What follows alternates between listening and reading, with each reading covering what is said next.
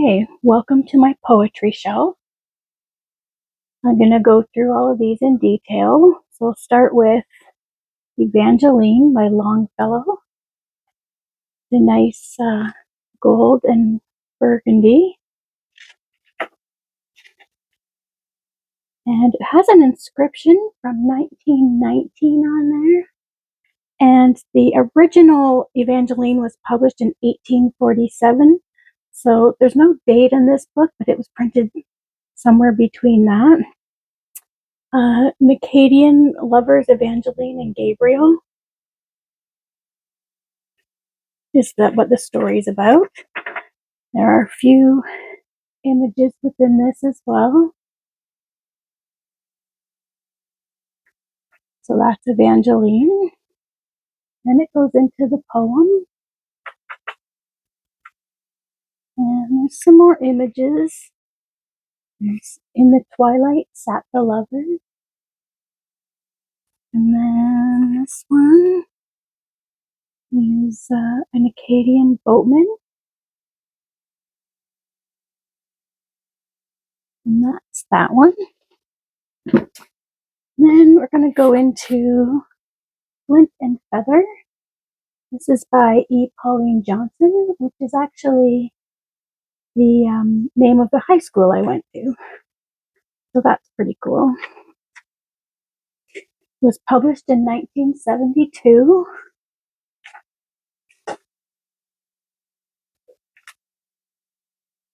So she was the youngest child of the head chief of the Six Nations Indians. And her mother was from England. She was part of the Mohawk tribe. And this one here is an acrostic of Canada. So that's Canada down the side, one of her poems. Next is an anthology of verse, a hardcover. So this is one I've actually been working through. So someone signed it out in 1968. It's a Toronto Oxford University Press. So it was printed probably 1967. So it's a collection of British, American, and Canadian authors. And so I've gone through and been writing all kinds of notes on there. So I've worked my way up to, I'm on number 53. And it goes into the back of this book. There's notes on each poem. And then there's biographies of each of the authors. So I'll go into those and read the biography of the author. And then I usually do something online as well to get more detail and help out with the poems. And I've got the stuffed owl, a little hardcover. It's really cute owls. The dust jacket's pretty beat up, but it's so cute. And so this was Harriet's in England in 1948. The very cool thing is I actually have the letter to Harriet. I'm going to just unstick this. So this at the top of the letter it says Cheshunt College in Cambridge, and that was a theological college, now merged with Westminster College in Cambridge. So it's dated June 1948. It says, "To Harriet, I have said to you, the English are poets, in case you don't know it. Some were bad and wrote bad verse. Others were worse and wrote like this. With every good wish and in memory of our fellowship here, October 1947 to June 1948, signed by Dennis." So it's very cool that this book actually came with the letter and the woman who owned the book. And this was printed in 1948.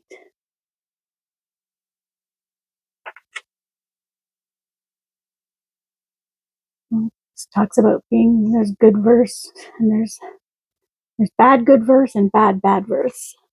So it goes by poets. And there are some images in there. There's another one, Wordsworth.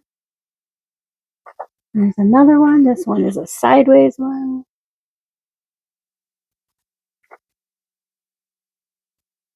This is printed on the inside. That's the stuffed owl. Then we've got an invitation to poetry. Okay. This is printed in Toronto, 1956. This is for junior high, again, Canadian, American, and British poems. This is more of a junior high level. So there is writing on this one, but it's not from me. So whoever had this, whatever schoolwork they had to do, there is some writing in there. Oh, in Flanders Fields. We all know that as Canadians for sure. Every Remembrance Day. That's Invitation to Poetry. Got Edward Lear's nonsense books. So this is like a children's poetry, silly poems, whatnot. So this one came with, has whoever Sandra is, someone dated 1973.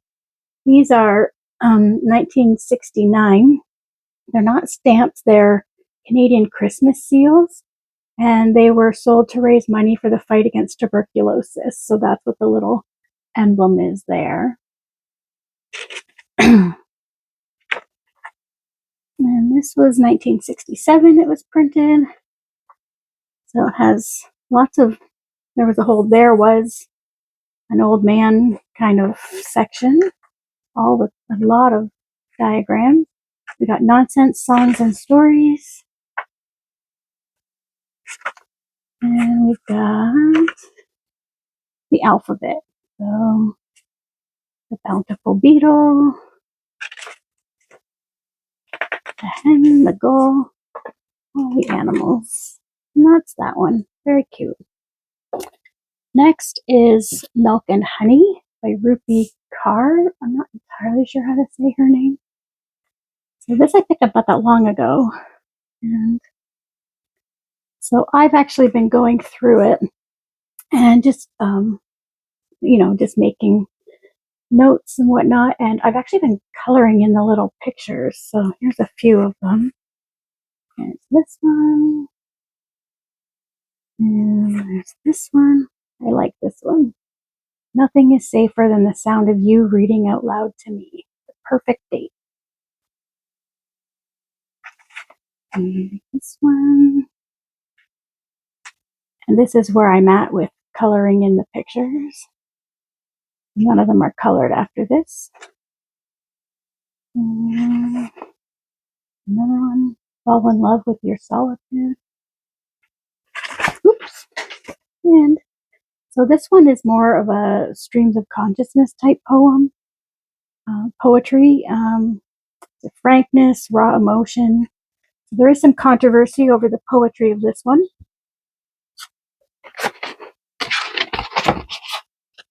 And then I picked up, this was the first one she did, or at least before the Milk and Honey. So I picked up this one, but I haven't done anything in it. But it's the same idea with so I haven't read any of these, and I have read all of the Milk and Honey ones. Next is The Fairy Queen, Edmund Spenser. I apparently attempted starting to read it at some point. One big epic poem in the Everyman edition. And we got Ariel Poems by Sylvia Plath.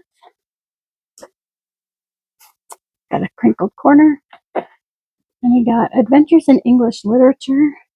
This covers 18th century romantic period in the Victorian age. Volume 3, that's what this covers. So again, I think it's like a youth, it's my husband's book. So it just goes through all those eras with samples of poetry. And then we've got Complete Poetry and Selected Prose by Walt Whitman. Of course, The Leaves of Grass.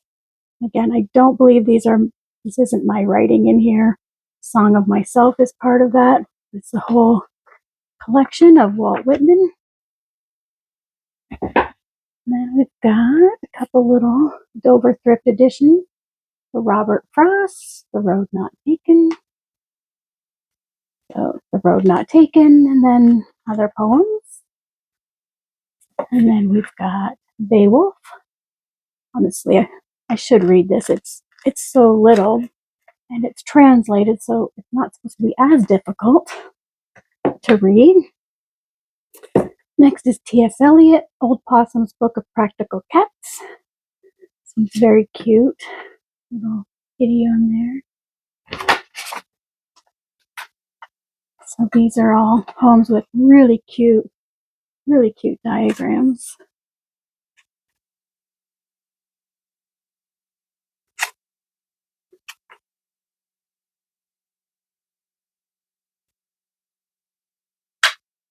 Anyways, that's that one. T.S. Eliot. Next is the Brownings, their letters and poetry. So this is a pretty old copy. It came with this letter, which I found interesting. It's from Dundas Street in Brantford, January 15th, 1934. Miss something Ohms, St. James Church. I was going to freeze there. Beautiful, beautiful handwriting. So somehow that was tucked into this book. I'm not entirely sure the connection there. So it goes into the letters that they wrote back and forth to each other, Robert Browning, Elizabeth Barrett Browning, and then goes into Elizabeth's poetry, and then Robert Browning's writings and poetry. Okay. Time to move him over. That was a print we got in Venice, a little watercolor there. We got Collected Verse of Edgar A. Guest. It does have the dust jacket on it, but I really just don't like it. So I have a bookmark from Woodstock, Ontario. So this is published in 1934. And it's actually just some really nice, easy poetry to read.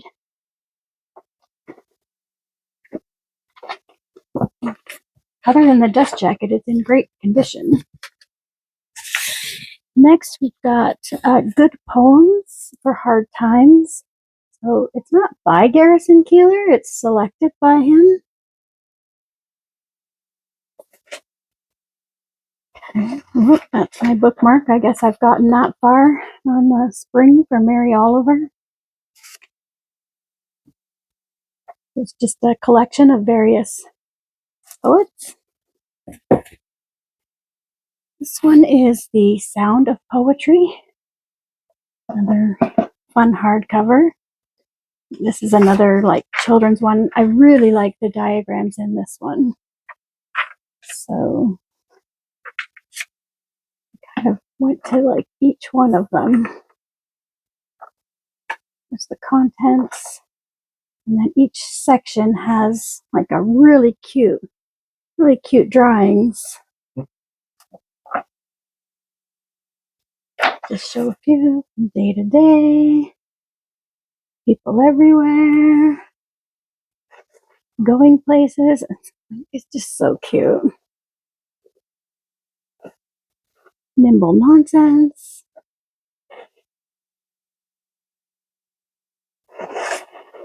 We Folk and Such. Changing Seasons. Wonder and Beauty. A nice fun unicorn there. And Shining Days. Anyways, it's really, really cute with some great classic poems. And then I've got Passages of Light by Thomas Kinkade. This one was from my Nana, given to me. It has some scriptures and, of course, the artwork of Thomas Kinkade.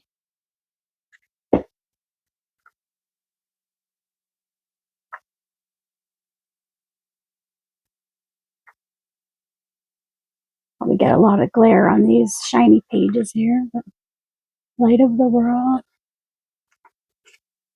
And then, of course, I've got the 3 Shel Silversteins, Where the Sidewalk Ends, A Light in the Attic, and Falling Up.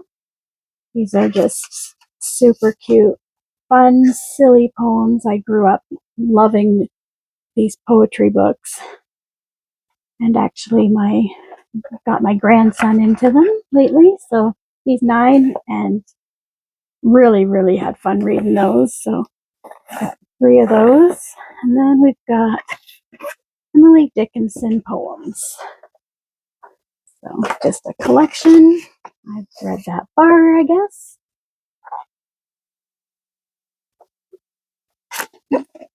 And that is my poetry collection.